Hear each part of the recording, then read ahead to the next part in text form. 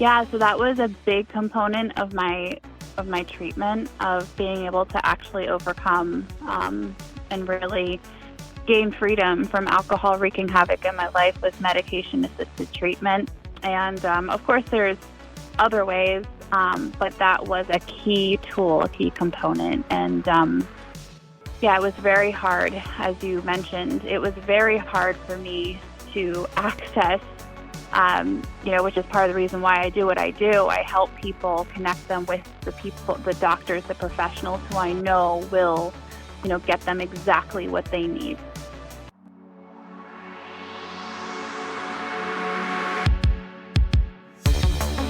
Welcome to OTR, Over the Rainbow, Achieving Mental Health for Real.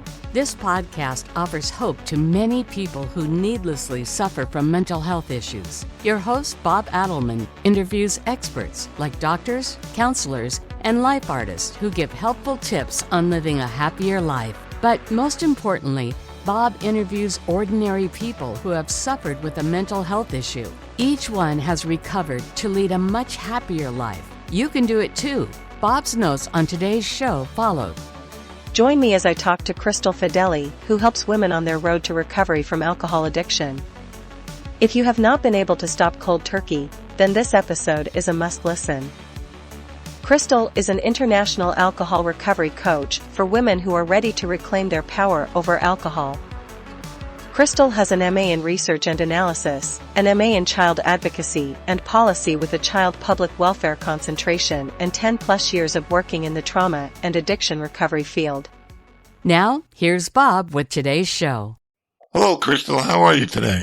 Welcome to the show. I'm good. How are you? Thank you for having me. I'm good. So you have an interesting story. Could you tell listeners a little about yourself? Yeah, so my name is Crystal Fedeli, and I am an alcohol recovery coach, and I help women who want to reclaim their power over alcohol. So go from alcohol wreaking havoc in their life to gaining total power over alcohol so they can finally be free to just create a life that they absolutely love, one where they look forward to each and every day. So I'll ask you what I ask a lot of people. How was your childhood? Was it happy upbringing, or were there any problems with it? Yeah, so I did have quite the childhood. I had so much go on where I was actually a kid that was a recipient of Child Protective Services, and eventually custody was lost by one set of parents. And so, yeah, so how that kind of ties into the whole alcohol issue thing is that I feel like it kind of made me an easy target because we think that we have this like deep-seated belief that people with alcohol issues, like the only reason is because they're trying to cope with trauma or mental health conditions or whatever. And so everyone insisted that I had to solve my mental health stuff that resulted from my trauma, and then my alcohol issues would get better. But I tried that for nearly a decade, and it never worked. And I actually found that once I was able to cure my alcohol issue in 2 to 3 months, mind you, which is much better than the decade, right? My mental health actually like skyrocketed after that, which we can talk more about why if you want to later. Do you feel that in your childhood you were abused at all, if I can ask? Yeah. So a lot of emotional, mental, and a little bit physical. And yes, I was I guess you could say, victim of child sexual abuse. Yep. And then my mother actually, she actually took the side of her husband who was, perpetrating that.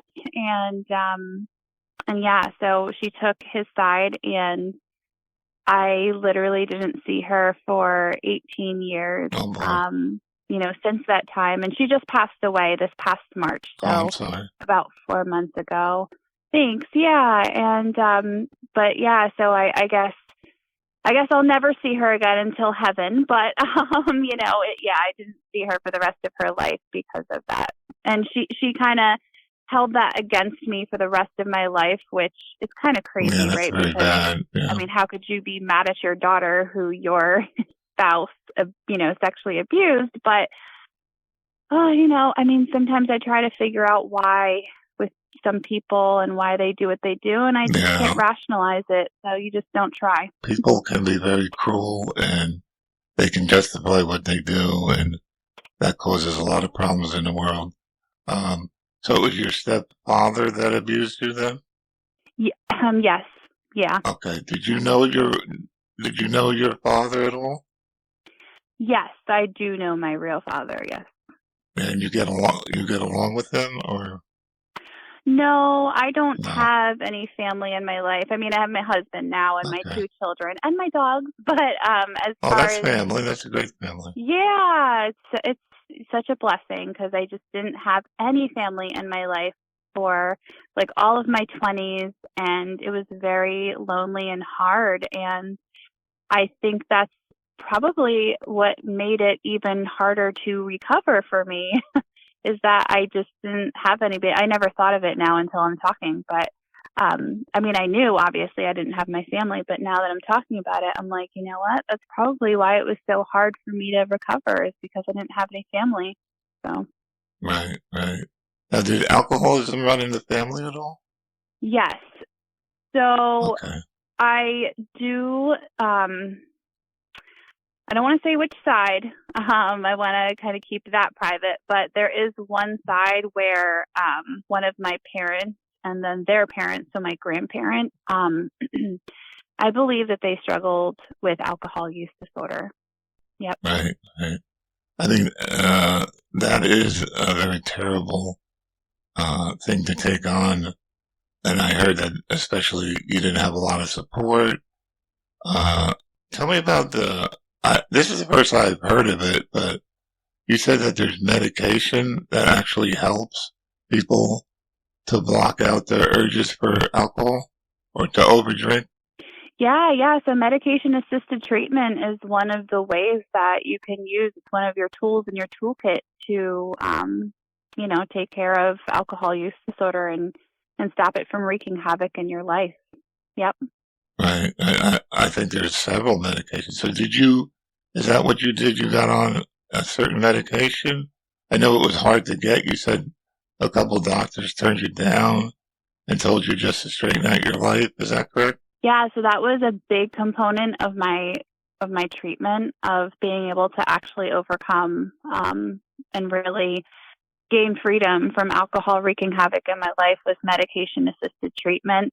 And of course, there's other ways, but that was a key tool, a key component. And it was very hard, as you mentioned. It was very hard for me to access, which is part of the reason why I do what I do. I help people, connect them with the people, the doctors, the professionals who I know will, get them exactly what they need, and who will support their choice, like whatever way they want to go. Because a lot of people, our society, really thinks that if you have a problem with alcohol, if you cannot moderate by yourself by sheer willpower, then you just need to be abstinent. You can't ever touch it. You can't smell it. You can't take one sip. You can't have any food that had alcohol in it to make it. You just have to be completely abstinent, right? That's the 12-step AA way. But it's absolutely not true. And the research actually indicates to us that it's a failing approach. I mean, it's a 99% failure rate that way. So, whereas the other ways are just flip the data on its head, the data is completely opposite. So if somebody wants to contact you, they would just go to your website? Yes, definitely. So it's crystalfedeli.com. And I have a free gift for everybody. It's called 3 Ways to Reclaim Your Power Over Alcohol. So if you just go to crystalfedeli.com/3 Ways to Reclaim Your Power Over Alcohol, and you can download that gift. And then obviously there's an option to book a call to see if we're a perfect fit for me to help you reclaim your power over alcohol. Just tell us about the other treatments that you're talking about, other than medication. What else can a person do? Yeah, definitely. So there's medication-assisted treatment. Obviously, there's therapy. So going to a licensed counselor, going to a licensed therapist. Again, you kind of really need, just like with the MAT approach, you really need someone who's going to fully support you in your goals with alcohol. I'm not sure if you were able to read this about my story, but actually, so I suffered for nearly a decade, right, under our current treatment system, trying the abstinence through sheer willpower, wasn't able to do it. Then I was able to find the way that totally worked for me, and that the evidence supports, and I got better in 2 to 3 months. But at that 3 month mark, my therapist at the time of 5 years, who was happy to see me try the other way and fail miserably every time for almost 5 years. But then once I was on this new treatment, she actually dropped me as a client because she didn't agree with my approach, even though it's the only thing that worked, and it happened in such a short time. Yeah, there's no profit in somebody that's healed or is no longer in need. Some counselors may try to keep you and hook you in, and that's a terrible thing, and I hope it doesn't happen too often. Oh, well, now we're getting into some conspiracies, but don't get me on my conspiracies there, but yeah. I think a lot of people just take what they say as gospel, and there's no other way to think. You can't think outside the box. Yeah, no, totally. I totally agree with you. And that's something that I really found in our, and I don't want to, assume the worst of your average, doctor or therapist or counselor, because I think there's a lot of well-meaning ones out there, but they just don't know, or they have their own, unconscious biases where they have an opinion about this subject or whatever subject. And it's hard to, change the way you think and have an open heart, a teachable heart, one that likes to critically think, analytically think. And so they believe they are the authority and you are coming to them. And so top down, they need to tell you what the treatment plan is. And that's why I, created my program and why I do what I do, because it's like, no, actually, I believe the answers are inside of you. And I'm just here because I have the strategy, the tools, and I'm here to support you and be your cheerleader. And we're going to unlock that. And we're going to connect you with what you need to accomplish your goals, right? I'm a life coach, essentially. So I'm not top down. I'm right in there with you. I'm just someone who was able to overcome this myself. And yes, obviously, I went on to earn my 2 grad degrees. And so I have a lot of education, and I was in the field. So, I've seen the way this plays out, and I just didn't like it. So I'm like, I can't be in the system anymore. I need to create my own thing. But I totally agree with you with the whole top down thing. Yeah, I had a situation my second time in the hospital. I had very severe depression. So I was hospitalized twice. And the second time in there, the guy said, well, I can cure you. I'm just going to change all your medicine. And that was the worst possible thing he could do. It just threw me for a loop. And I had to change back, and it was terrible. So doctors, you have to take with a grain of salt, because this is a very hard problem or disease. Any kind of mental health issue is very difficult, and one doctor might not be the expert. You may want to try more than one, and just like I said, make sure they're making sense for you, and you probably advocate that as well, right? Definitely. I'm so sorry for your experience. I've had such similar experiences, and thank you for sharing that. And I'm so sorry for what happened to you. It's just, it's so sad because people who have, obviously my whole thing is alcohol use disorder, right? That's my soapbox, but mental health disorder too, like these two groups of people I was in, or I guess I still am, and I'm in total remission now. Like I'm totally free, but I just, when you're in that place, you're so vulnerable and you're reliant upon these providers. and they have the power. And when they wield it, in a bad way, yes, they can cause a lot of harm. And everybody kind of looks at them as the one who's got it all together. And if there's any, issues, then it's got to be on your side, the patient side, the client side, whatever. And it's just so sad because people just fall prey because, not every, people are flawed. And so, it's just really easy. I guess what I'm trying to say is if you're going to, I don't know what other word to say, but just be corrupt and do bad things and wield your power in a way that's going to harm. It's easy to do that with these conditions. You know what I mean? Right. They tend to get overzealous and overconfident, and they won't even listen to you. I mean, there were so many psychiatrists that I met. They didn't want to hear it. They didn't want to hear what my background was. Oh, you're on too much medicine. We have to get you off. They didn't want to work with me. I know. So normally what I have to do is get a psychiatrist that doesn't take insurance. It has a tendency that you have to pay for a psychiatrist rather than take one that's part of your healthcare plan. So it is a real problem because some people, they can't afford a private psychiatrist. Yeah. And it's just, I could barely afford it, but it's a necessity for me because this person has to listen to me. He has to answer the phone when I'm in crisis, anything like that. So, I mean, it's just so important to find a good psychiatrist. I can't emphasize that enough.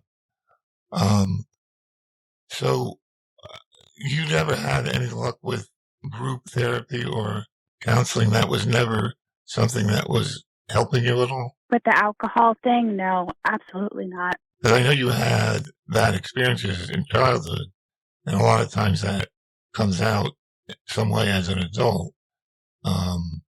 I'm not saying that you need counseling. I'm just saying, is counseling part of your plan, or it's just a different type of plan without counseling at all? So you mean like with my clients, what's a part of the plan, or? Right. Yeah. So basically, so medication-assisted treatment is one of the tools. Therapy can be one of the tools. A certain support group can be one of the tools. AA is not the only support group. There's other support groups with different there's a lot models. Of groups out there. And then obviously I'm one of the tools with my clients, right? I'm a life coach essentially. Family support is another tool, or if you don't have family, just people who are going to be in your corner, who are in your everyday life, who you can call up and have a long, drawn-out conversation. Your social supports is another tool. So there's so many tools, and it's really up to my client to take the lead on what tool is best for them. Obviously, I guide them through, the process, and, they consult me, and we kind of come up with it together, their treatment plan together. But obviously my client, is the authority here. They're the ones, who decide what they need. I'm just here to to guide them and to share with them, what each tool can offer. As far as I know, from all my research, and from my experiences and from working with other clients as well as my personal experience. But yeah, it's definitely a tool, but it's also a tool that somebody doesn't have to use. I mean, I have plenty of clients that just do the MAT, the medication-assisted treatment, and they obviously do the life coaching with me. Not everybody takes to counseling and group therapy. I know AA is very good for a lot of people, but there are, like you said, a lot of groups. There's I was in a group called CODA. It was Codependence Anonymous. But there's all sorts of anonymous groups that you can go in, maybe one that fits you better than, let's say, AA. But AA has some advantages as far as a lot of times they'll hook you up with a person that's a little bit better, and they'll be able to help you as well. But certainly, you have somebody there by your side, it's going to be a whole lot easier to go through the whole ugly process. Yeah, definitely. I mean, I kind of try to be for all my clients who I wish I had when I was going through it. And nobody else is doing this work that I'm doing. Nobody else has my signature program that I can find. I mean, I find people doing similar work. Obviously, I'm in, the whole world, the whole professional network of, who believes in this. And there's not a lot of us that I know of, but there's some of us. But yeah, I just kind of designed this program to be like everything I wish I had. You have to keep an open mind because some people don't want to talk. Like my son, he doesn't want to talk about anything. So he has to take an approach. Yeah, he has to take an approach where, like maybe the medicine helps, because my problem runs in the family, and so he had an attack, but he had a lot. Personally, I think he had a much better childhood than I did, but much better support family, and he got through it without needing what I needed. So everybody needs something different. Some people don't like counseling. They don't like talking to groups. They don't like telling people about their life. I personally am very open, so I just, spill too much. I have to watch my boundaries sometimes. But for me, it helps. For me, it helps to go to counseling, and to go to groups especially. So is there any, parts of this program that we haven't talked about? I think I've mentioned it a little bit. But yeah, like basically the first step is just kind of discovering, just sharing with my clients, what are all the different paths to treatment that are available to you, right? Because again, our society tells us one way and one way only, that it's abstinence in most cases through sheer willpower. And it's just not the only option. And quite frankly, the data shows us that is a 99% failure rate. So here's the data, right? It takes somebody on average 10 years before they even seek treatment when they suffer from a substance use disorder. So after they wait these on average 10 years, right, only 10 out of 100 people will even seek treatment. 90 out of 100 will never seek treatment. 90% of people never seek treatment, right? Only 10% do. Yeah, I think it's a stigma that's out there that it's okay to drink alcohol, but if you have a problem with alcohol, then you're bad. Yeah. Oh, you're an addict. You're an alcoholic, and if you don't stop, then you don't care about your family, your loved ones, your children. Society at large, your jobs, like you don't care about anything. And that's the message. And it's just not true. It's a neurochemical disorder in the majority of cases. I believe the research is on my side. I have one of my grad degrees in research and analysis. So trust me, I've read the research, credible, peer-reviewed, scholarly research. That's what I believe. And in fact, every research study that I've read that really recommends the abstinence, and that as being the only solution. If you look at the beginning of their research study, they have a bias.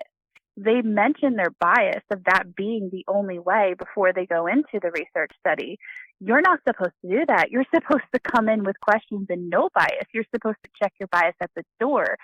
So even that made it into the quote unquote credible, peer-reviewed scholarly, literature somehow. Somehow that didn't get flagged. I'm not sure, but very unethical.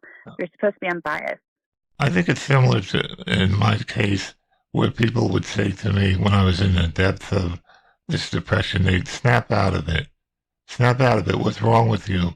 Why are you like this? My wife was like, or ex-wife, was all about, you're weak. You got character flaws.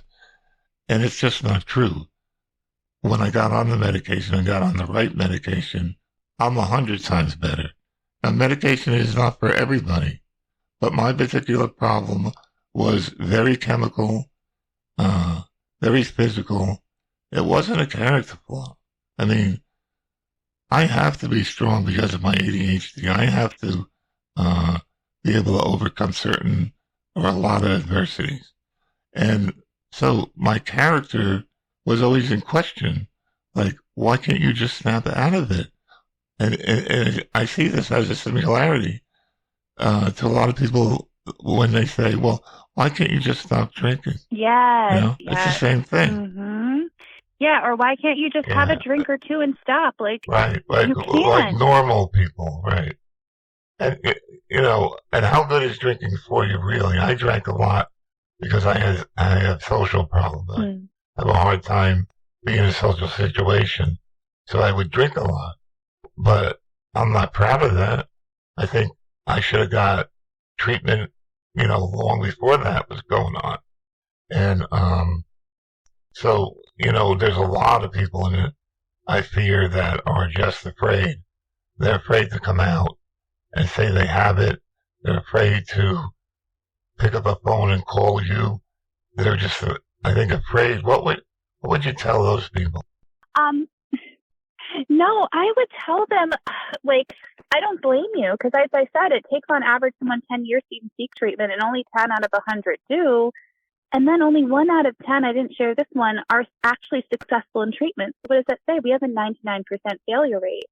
So I don't blame anybody who hasn't addressed this because, quite frankly, you probably would be a part of that 99% failure rate, even if you did, after you were vulnerable, you opened up, you shared everything, which, I mean, that's not easy to do. And then especially like you even shared your experiences with me about, when you sought help for what you wanted to address, right, with your mental health.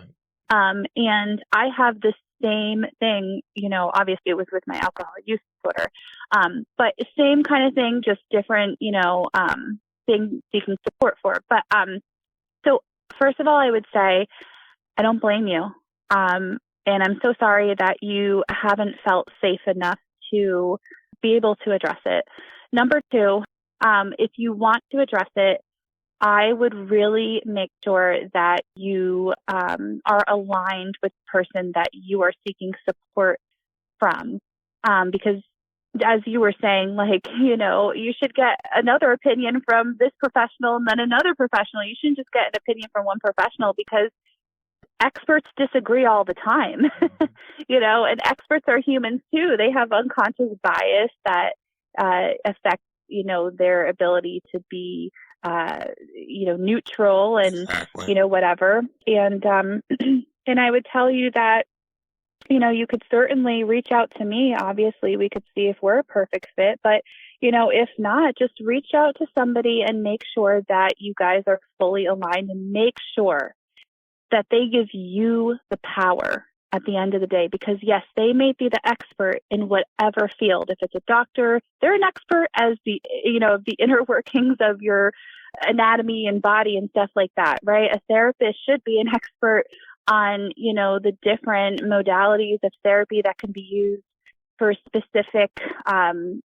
conditions, which that's a whole other discussion to get into at another time, because a lot of therapists actually practice in a general sense. They don't specialize, which, I mean, if you think about a doctor, like you wouldn't go to an orthopedic doctor for an issue with cancer. Right. So why is it any different with therapy? That's a whole other soapbox that I can get on. Yeah. But what I'm trying to say is that, but make sure you go to a professional, whether it's a life coach or whoever, that gives you the power and realizes that you are the expert on you and your desires and your dreams and your goals, because that is the key component to actually making this work. And without that, this will not work, and it will not have a long-lasting change that happens for you. And that's the key component that a lot of professionals don't realize. They think, oh, I'm the expert because I'm a doctor or I'm a therapist or whatever. Okay, great. You're the expert on your subject. Everybody is an expert on themselves, and that is the key component. Right. Yeah, that's very well said. I appreciate you coming on. Is there anything that we might have missed? I always like to ask. Would you like to speak to your audience? We covered so much. You do. Could you repeat all your links again and how they can reach you? So my name is Crystal Fedeli, and so you can reach me on my website at www.crystalfedeli.com. So that's CRYSTAL, F as in Frank, ED as in David, ELI. And if you want the free gift, just put in a / and the number 3, and then ways to reclaim your power over alcohol. And then there's also buttons on my website all over the place if you want to book a call to see if we're the perfect fit for me to help you reclaim your power over alcohol. I think a lot of people are out there saying, oh, I tried, I can't do it. And you're offering a better way. And so maybe they should check it out and see if your way can help. I really appreciate you coming on the show and giving us this valuable information, because, my quest is to get information out to people, because there's so much misinformation and so much stigma out there on mental health. And I would group this into a mental health problem. It's something that affects your brain to the extent where you need alcohol. So in my opinion, it's very much a mental health condition. Not that there's any shame in there. So people, I think, no people shame. have to understand that mental health is just a problem with the brain that is not under their control. They can't fight it by just saying, oh, I don't want to drink, or, oh, I get depressed sometimes, but not other times. There's medication, there's counseling, there's so many things out there for people to step up and take control back of their lives and to get better. Because the theme of this show is people who needlessly suffer. And that's what I'm trying to stop, because I needlessly suffered because I didn't have information when I was 11 years old. No one told me what the hell OCD was, and ADD, and all these other problems that I got dumped upon me without any. No one even said, let's go to a counselor. I had to get, actually my sister-in-law told my parents, hey, this guy needs some help. And they didn't, back in the day in the World War II era, people, they didn't have that. They just said, oh, is he crazy? I mean, the only person that I think is really crazy, or maybe a schizophrenic who, has these problems. But the majority of mental health people are normal. When I went into the hospital, these were normal people in Christ. And it's so misunderstood, and it's such a big problem. And, I just think your program is great, and that I hope, you have success with many people, because this is the type of stuff we need in 2023. We don't need to go back to 1950, the way we think. And well, exactly. And I just want to say, because I don't think people realize what actually goes on. So if somebody breaks their arm, for example, we can put them under an x-ray and we see, oh, I see the break in there when the doctor's showing me. You see that right there? That's the break. Or you can just see it. You don't need a doctor to point it out, right? If it's a bad enough break.